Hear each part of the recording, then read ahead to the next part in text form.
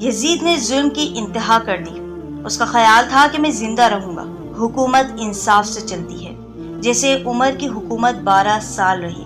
جو لوگ شہادت پر خوش ہوئے ان میں سے کوئی ایسا نہ تھا جس نے سزا نہ پائی ہو۔ سب اپنے انجام کو پہنچے۔ بعض بری طرح مارے گئے اور بعض سخت بیماریوں میں مبتلا ہو کر ہلاک ہو گئے۔ مختار ثقفی یہ وہ شخص ہے جس نے امام حسین اور اصحاب کے قاتلین کو، ہر یزیدی کو چن چن کر مارا، ہر ایک شہدا کا بدلہ لیا۔ آج کی اس ویڈیو میں ہم آپ کو بتائیں گے کہ مختار ثقفی کون تھا۔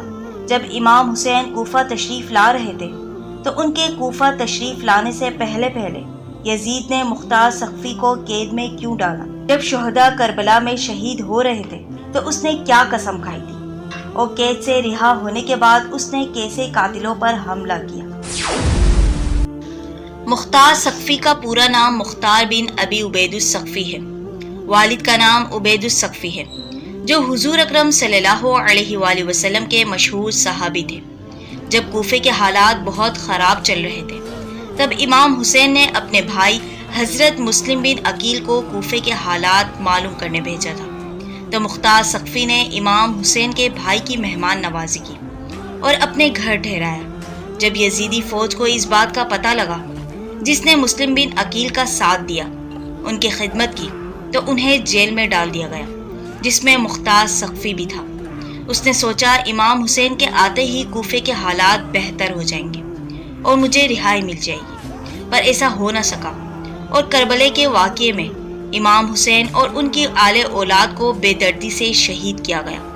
اس بات کا علم جب مختار ثقفی کو ہوا تو اس نے قسم کھائی کہ میں امام حسین اور ان کی آل اولاد کا بدلہ لوں گا۔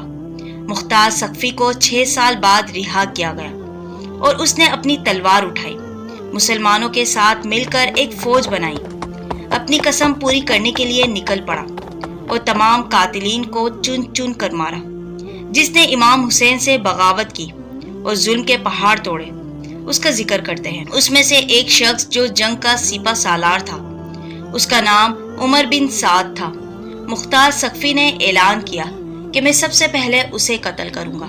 جب وہاں پر موجود لوگوں نے یہ بات سنی تو اس میں سے ایک بندہ عمر بن سعد کے پاس گیا اور اسے خبردار کیا، لیکن اس نے اس بات پر غور نہیں کیا۔ مختار ثقفی عمر سعد کے گھر گیا اور اس کے بیٹے سے کہا کہ عمر بن سعد کو بلاؤ۔ بیٹے نے کہا کہ ابا بیمار ہے، گھر سے باہر نہیں نکلتے۔ سعد نے کہا کہ مجھے مختار نہیں مار سکتا، وہ میرا یار ہے۔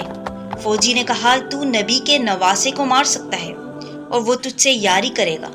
مختار ثقفی نے اپنے بندے سے کہا کہ تم اندر جاؤ اور عمر بن سعد کا سر کاٹ کر میرے پاس لے آؤ۔ جب اس نے فوجی کو دیکھا تو وہ گھبرا گیا اور ادھر ادھر بھاگنے لگا۔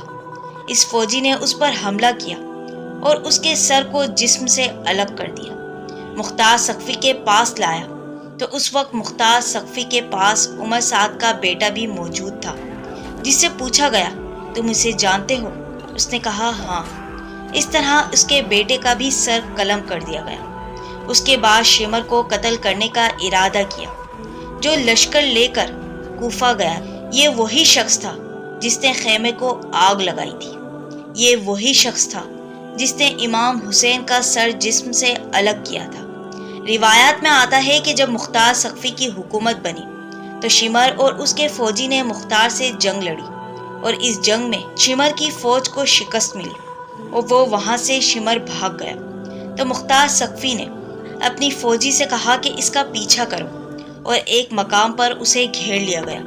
اسے اسی طرح قتل کیا گیا جس طرح امام حسین کا سر مبارک کو جسم سے الگ کیا گیا تھا۔ سر کاٹ کر نیزے پر بلند کر کے کوفے میں گھمایا گیا، اس کے جسم کو گرم تیل میں ڈال دیا گیا۔